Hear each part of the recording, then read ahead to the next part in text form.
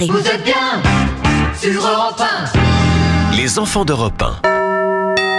Bonjour Laure d'Autriche. Bonjour à tous. Avec les archives Europe 1, on rembobine ce matin jusqu'en 1981. 22 septembre, cette année-là, l'inauguration du tout premier train à grande vitesse, le TGV Paris-Lyon.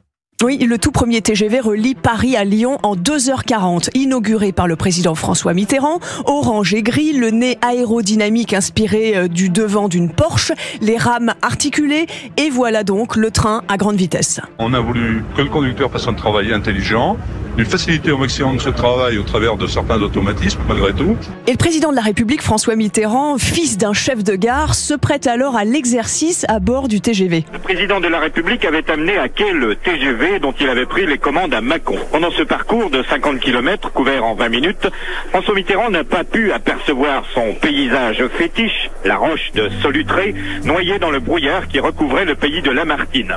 Le TGV atteint alors 260 km/h, c'était la limite. Le TGV abrège les distances, c'est ce qu'on dit à l'époque, faisant de Lyon une banlieue de Paris et de Paris une banlieue de Lyon. Mais le TGV suscite des interrogations quant à la sécurité. Sur Europe 1, le journaliste Yvan Levaille reçoit en 1980 un conducteur de TGV juste avant l'inauguration. Là, il n'y a pas de défaillance humaine possible. Il n'y a pas de défaillance humaine possible. Il y a des dispositifs de surveillance qui sont là pour la sécurité. Alors, vous faites un infarctus, là, ou vous vous évanouissez. Qu'est-ce qui se passe? Vous êtes combien? Eh bien, le train va s'arrêter tout seul, 3 km sans plus loin. Et en gros, ça gagne combien, un pilote de TGV? Dans les 8 500 francs par mois. Ah, tout de même. 8 000 francs par mois, c'est-à-dire à peu près 4 000 euros. Et qu'est-ce qui va le plus vite? Le train, l'avion ou la voiture? Europe 1 fait alors le test avec ses journalistes. En avion, 2h40 pour 570 francs. En TGV, 3h44 pour 261 francs.